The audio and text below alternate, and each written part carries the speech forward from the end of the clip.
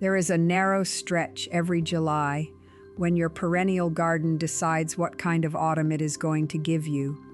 Once the August heat dome parks over the country, the decision has been made for the year.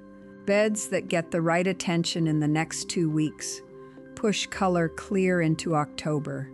Beds that miss this stretch go quiet by Labor Day, burn out under the late heat, and sit there brown and finished, while the neighbor's garden is still throwing flowers at the first frost. The frustrating part is that none of these jobs is difficult. None of them requires a purchase beyond pocket money, and every one of them fits inside a single week of ordinary evenings. What they require is knowing that the window exists at all, because the garden gives no warning when it closes. 11 jobs, one specific perennial standing behind each of them. 4 decades in my own trial garden tell me that nearly every gardener I have ever talked to gets job number 1 exactly backward each July, and the price is a root system quietly rotting under a plant that looked like it was asking for help. Number 11. Groom every daylily in the garden down to clean green fans before the scapes turn to brown sticks. A daylily in late July is the messiest plant in the American border. Every bloom lasted 1 day, every spent stem is still standing, and the outer leaves have started yellowing from the base. Left alone, the clump spends August looking like a pile of straw, and the reblooming varieties quietly cancel their second act because the plant is pouring energy into ripening seed pods on those old scapes instead of building new flower stems. Specific plant example: the common roadside daylily and its garden cousins. Grab each finished scape at the base and pull sideways with a snap. A fully spent scape releases clean from the crown with one tug, no tools involved. Then rake your fingers through the clump and strip out every yellow and brown leaf. 5 minutes per clump, and a plant that read as tired from the street reads as fresh again. What to do? Work through the whole garden in one session. Scapes snapped at the crown, dead foliage stripped. Any clump that looks truly ratty sheared back by half to force a clean flush of new leaves. Water it deep after the haircut, and while your hands are in the clump, watch for scapes that resist the pull. A scape that fights back is still feeding the plant. Leave it another few days and come back. The ones that release with a snap were finished business, and every one of them was a drain on next month's flowers. On rebloomers, this cleanup is the difference between a genuine second round of flowers in September and a shrug.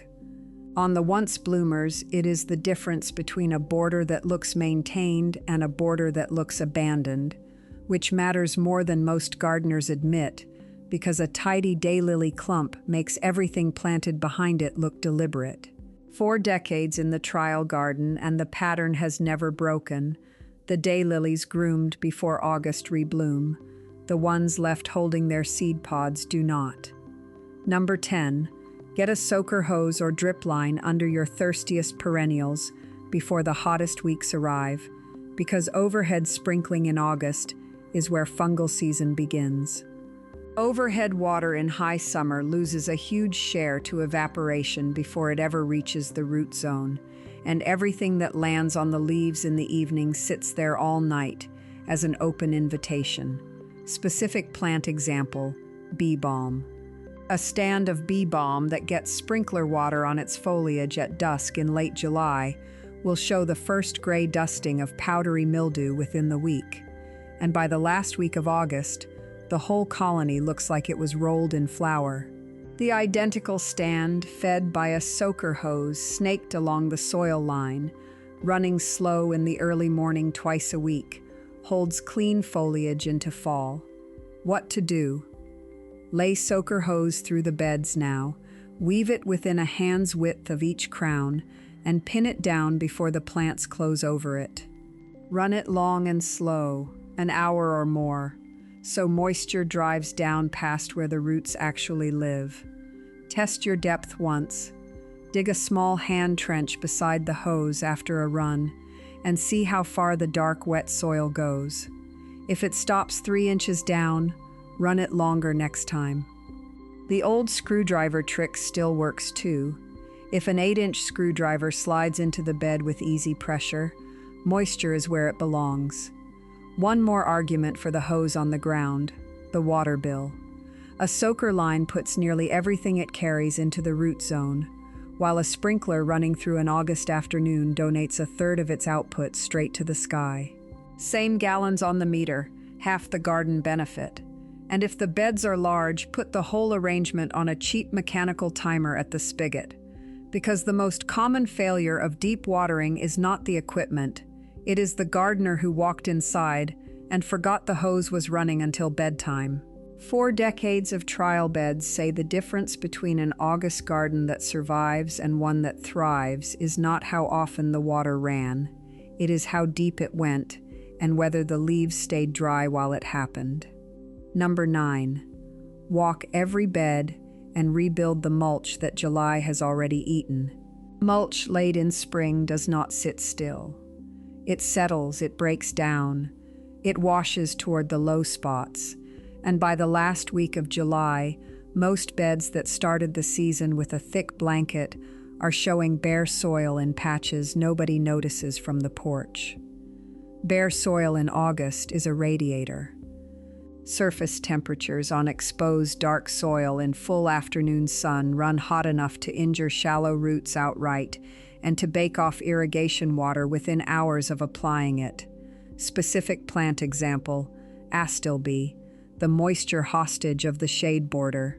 An astilbe whose mulch has thinned to 1 inch goes crispy at the leaf edges during the first real August scorcher, and once astilbe foliage browns, it is done for the year. No recovery flush, just brown ferny skeletons until frost. The same plant under a rebuilt 3 to 4 inch blanket sails through the same week without a mark. What to do? Water every bed deeply first. Always trap moisture in. Never seal drought under a fresh layer.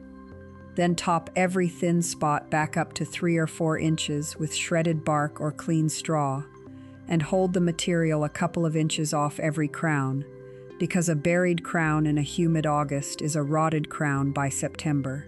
Buy it in bulk by the yard from a local supplier, not by the bag. Your wallet and your soil will both thank you within 2 seasons. Pay attention to the 2 spots July always strips first: the outer edge of every bed where rain splash carries material into the lawn, and the crown of any slope where gravity has been working since April. Those are the patches where the shallow-rooted plants sit most exposed, and they are also the patches the eye skips because the middle of the bed still looks covered. Walk the edges deliberately, not the middles. In the trial garden, the beds remulched in late July are the beds I water half as often in August, and that has held true for 4 decades of Augusts. Number 8. Give your garden mums and fall asters their final pinch in the next 10 days, and then never touch them again this year. Fall bloomers build their flower buds on the growth that follows the last pinch. Pinch them too late, and the buds that would have opened in September get removed with the stems, and the plant simply runs out of calendar. The old rule the great-grandmothers worked by still stands: pinch until the middle of July, then put the pruners away. Specific plant example: the hardy garden mum. A mum pinched on schedule through early summer, with the last pinch landing in mid-July, becomes a dense knee-high dome carrying hundreds of buds that open together in a solid sheet of color in late September. A mum that gets one more well-meaning trim in early August blooms weakly in November, or not at all, and the gardener blames the plant. What to do? Take the soft top inch off every stem one final time before mid-month, mums and the tall fall asters both. Then stop. Mark it on the calendar if you have to. Final pinch, done. If a mum has already set visible buds, leave it entirely alone. You are late, not early. The same calendar discipline applies to feeding. Any fertilizer you were going to give the fall bloomers goes on with this final pinch, and then the bag gets sealed for the year, because nitrogen pushed at perennials in late summer builds soft, sappy growth that winter kills first. Hard plants going into fall beat lush plants going into fall. Every zone, every year. While the pruners are out, resist the urge to tidy the fall anemones and toad lilies. Those are building their October show right now, and every stem you shorten is October bloom you traded for August neatness. 4 decades of side-by-side rows have taught me that the mid-July final pinch is worth more to the fall display than any fertilizer ever sold in a jug. Quick pause while you are here. Put your state and your USDA zone in the comments. A gardener in Vermont and a gardener in Georgia are living in 2 different Augusts, and every job on this list shifts by a week or 2, depending on which one of them you are. Number 7. Hunt spider mites this week, because the pest of August is invisible until the plant is already gray. Spider mites are not insects of the wet spring garden. They are creatures of heat and dust, and their reproduction accelerates as the thermometer climbs. A population you could not find with a magnifying glass in early July becomes a full infestation by the middle of August, webbing strung between stems and foliage gone bronze and dry as paper. Specific plant example, black-eyed Susan in the hot corner along the driveway. Heat radiating off pavement makes those clumps the first mite colony in the garden nearly every summer. The early sign is not webbing, it is stippling, a fine pale speckle across the top of the leaf, like someone dusted it with sand. What to do? Take a sheet of white printer paper out to the garden this week. Hold it under a suspect stem and wrap the stem sharply. Then watch the paper. Specks that start walking are mites, and you have your answer while the problem is still the size of one plant. The fix at this stage is embarrassingly simple. A hard jet of water up into the undersides of the foliage every other morning for a week. Mites hate humidity and cannot hang on through the blast. If a plant is already webbed and bronzed by the time you find it, do not nurse it along through August as a mite nursery for the rest of the border. Cut the worst stems out, bag them, and let the water treatment protect what is left. A dry August will test every hot corner of the garden, so put those corners on your weekly route: pavement edges, south walls, the strip beside the air conditioner. Anywhere heat pools is where the paper test earns its keep. Skip the broad-spectrum insecticide. It kills the predatory mites that were eating your problem for free, and 2 weeks later the pest rebounds into a garden with no predators left. While you are down there, check the base of the stems for the ragged night chewing of slugs and earwigs too. 4 decades in, the rule holds. The gardener who taps a sheet of paper in July never meets the gardener's nightmare in August. Number 6. Divide your bearded iris now, because this is the one great perennial whose moment is the height of summer, not spring or fall. Nearly everything else in the border resents being dug in the heat. Bearded iris is the exception. It goes semi-dormant after bloom, and the 6 weeks after the summer solstice are the safest window of the whole year to lift, split, and reset it. Miss the window and you wait a year, and a crowded iris repays the wait by refusing to bloom. Specific plant example: the tall bearded iris clump by the mailbox that threw 3 flowers this spring where it used to throw 30. That is not age, that is crowding. Rhizomes stacked on rhizomes until the plant chokes on itself. Dig the entire clump with a fork, shake the soil off, and snap the rhizomes apart at their natural joints. Keep every firm section that carries a healthy fan of leaves, and throw away anything soft, hollow, or smelly. That softness is the calling card of the iris borer, a fat pink caterpillar tunneling through the rhizome from the inside. And this dig is your one chance a year to find him and evict him. Slice open anything questionable, and if you find the tunnel, The whole piece goes in the trash, never the compost. What to do? Trim each keeper fan down to about 6 inches in a neat point so the roots are not supporting more leaf than they can feed. Replant shallow, and this is the part most gardeners cannot make themselves do. The top of the rhizome should sit exposed at the soil surface, baking in the sun like a small loaf on a rack. Bury it deep, and it rots. Space the divisions a foot apart with the leaf fans all facing the direction you want the clumps to grow, because an iris marches forward from the fan end of the rhizome and will walk itself into its neighbors within 3 seasons if you point them at each other. Water them in once, then leave them almost alone. No mulch over the rhizomes, no fussing. Iris wants the hard July sun on its back. One $15 clump becomes 8 or 10 plants in an afternoon, and the trial garden ledger says no other July hour returns more bloom per minute spent. Number 5. Give your exhausted early summer bloomers the rejuvenation haircut that resets them for autumn. There is a whole class of perennials that finish their first performance by mid-July and then just stand there. Spent stems, browning centers, foliage that looks like it has been through something. The gardener's instinct is to leave them alone out of mercy. Mercy is the wrong call.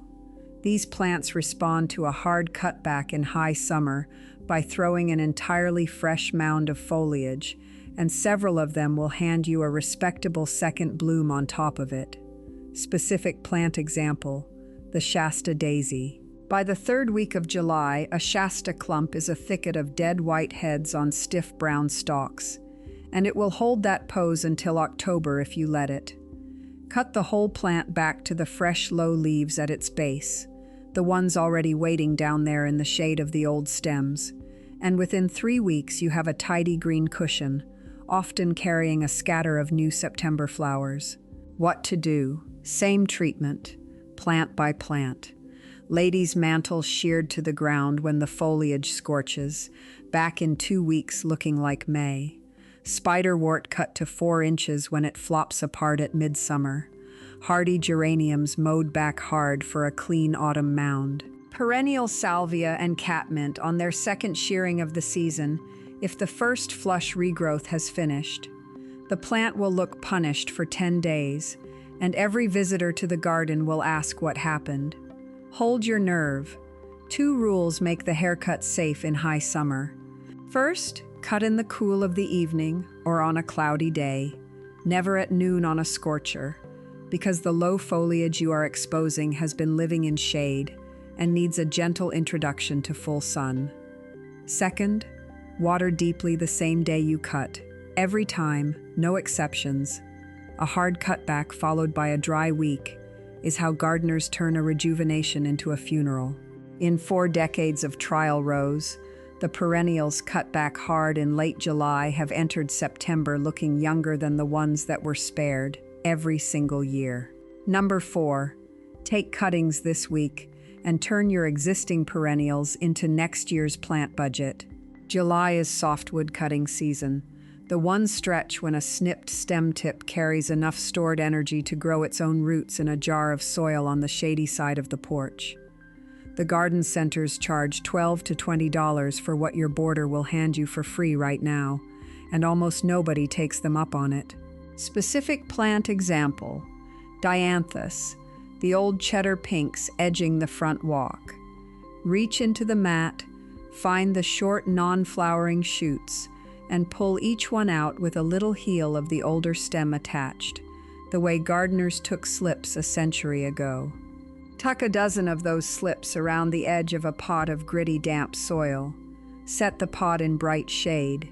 Keep it barely moist. And by mid-September, you have a dozen rooted plants ready for the fall border, from a mother plant that never noticed the donation. What to do? Work through the propagation list while the window is open. Catmint, veronica, penstemon, garden phlox, and the tender salvias all root from a finger-length tip cutting, taken below a leaf node. Bottom leaves stripped, poked into moist mix, covered loosely with a clear bag for humidity, kept out of direct sun. Check at 3 weeks with the gentlest tug. Resistance means roots. Label everything the day you stick it, because a rooted cutting in September and a rooted mystery in September are two very different assets, and no gardener alive can tell an unlabeled Veronica slip from an unlabeled penstemon slip after 8 weeks. Overwinter the young plants in their pots against the north side of the house under a loose blanket of leaves, and set them out in spring as fully established one-year plants. Even a 50% success rate, which is a beginner's rate, turns one July hour into $100 of plants. The trial garden has not purchased a catmint in 4 decades, and this is the entire reason why. Short word before number 3. There is far more to running a perennial garden through the seasons than one video can hold. Everything I have learned across those 4 decades is collected in a book at henrysgardensecrets.com. That is the full course, this is the highlight reel, and that is the last you will hear about it today. Now number 3.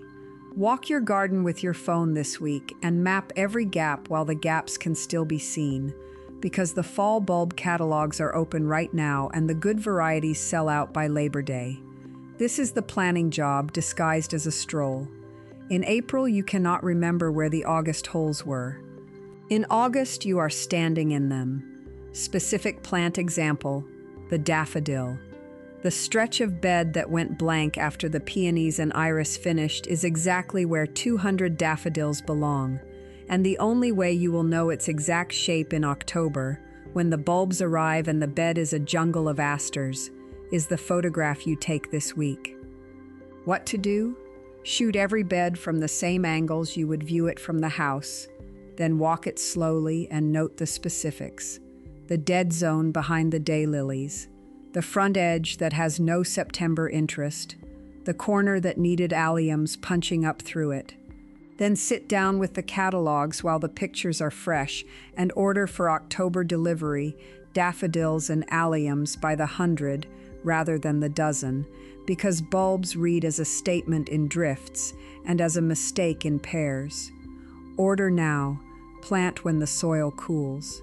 And while the phone is out, take one more set of pictures, close-ups of every plant tag and every unlabeled clump you have been meaning to identify, because the July garden is the only version of the garden that can answer the question of what is actually growing where. Those 2 photo sets together become the entire winter planning file, and they cost 10 minutes. The gardeners who buy bulbs from the picked-over rack at the hardware store in November are the same gardeners who wonder why the spring garden next door looks like a magazine.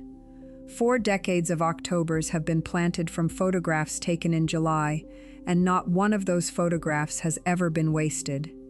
Number 2, get stakes and supports into your dahlias and tall fall perennials before the first violent August thunderstorm files them all flat. The tall fall bloomers are at their most dangerous height-to-weight ratio right now, tall enough to catch wind, weeks away from the bloom that will double their top weight. August storms are not spring showers. They arrive with straight-line gusts and an inch of rain in 20 minutes. And a 7-foot plant with no support goes down in one, taking its whole season with it, because a snapped stem in August has no time left to regrow. Specific plant example, the dinner plate dahlia. Every dahlia grower learns this lesson exactly once. The plant looks sturdy as a shrub in July, then the 10-inch blooms come on in late August. A storm rolls through that night, and the morning finds every stem snapped at the ground an inch above the tuber. What to do? Drive a stout stake, and drive it now while you can still see where the tuber sits. Then tie in with soft twine in a loose figure 8 every foot of height as the plant climbs. Joe Pieweed, Helenium, the 7-foot rudbeckias, and the tall ironweeds all get the same insurance. Either a heavy stake or a corral of twine run around the whole colony between corner posts. The corral method deserves a moment, because it is the lazy gardener's masterpiece. 4 posts at the corners of the colony, Twine run around the outside at 2 heights, and 1 length cross through the middle. 20 minutes for a planting that would take 2 hours to stake stem by stem. A grown plant leaning on twine is invisible from 10 feet away. A grown plant lying in the mud is visible from the street. Support standing before the storm arrives is the entire game, and after 4 decades of August radar watching, I stake by the calendar, never by the forecast. Comment July below if you have still got time this month to run this list, and tell me which of the 11 you skip every year. The grooming, the soaker hose, the mulch top-up, the final pinch, the mite patrol, the iris division, the big haircut, the cuttings, the bulb map, or the stakes. I read every single comment and the honest answers write next year's checklist. And now number 1. The job almost every American gardener performs backward in the heat, and the plants pay for it below ground where nobody sees. Here is the scene. It is 4 in the afternoon, 94 degrees, and the gardener walks past the border to find plants wilted flat, leaves drooping like wet laundry. The instinct fires instantly. Grab the hose, flood everything, save the garden. And that instinct, acted on daily through a hot spell, quietly kills more perennials than the heat ever would. Afternoon wilt in high summer is very often not thirst. It is the plant's own protection. Foliage temporarily collapsing to shrink the surface area the sun can reach, while the roots sit in soil that is still perfectly moist from 2 days ago. Pour water into that already damp soil during the hottest hour, day after day, and you build a warm, airless, waterlogged root zone, which is the exact recipe for the root rots that take a plant from wilting to dead in a week. Specific plant example, Ligularia, the big-leafed shade dweller that performs this melodrama daily. Ligularia collapses theatrically every hot afternoon and stands back up every evening, all season, even in wet soil. Gardeners who chase it with the hose all July rot it out by September. What to do? Never water on the evidence of wilted leaves alone.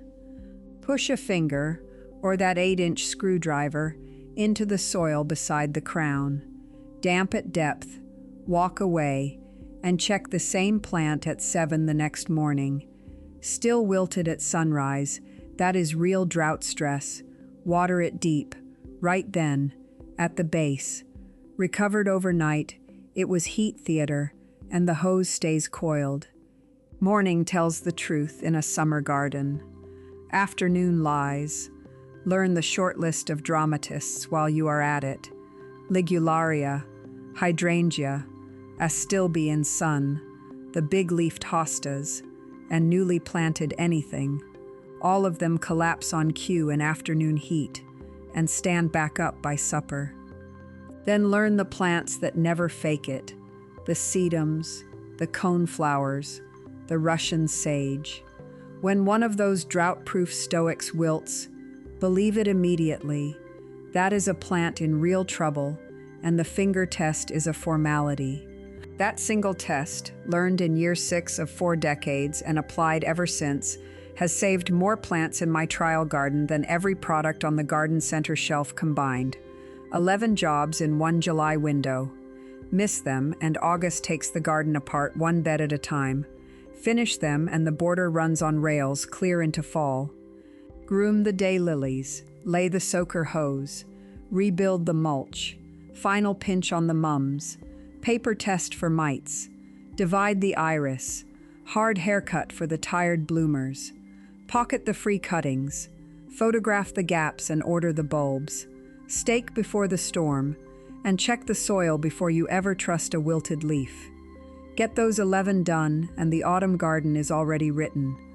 4 decades in the trial rows stand behind every one of them.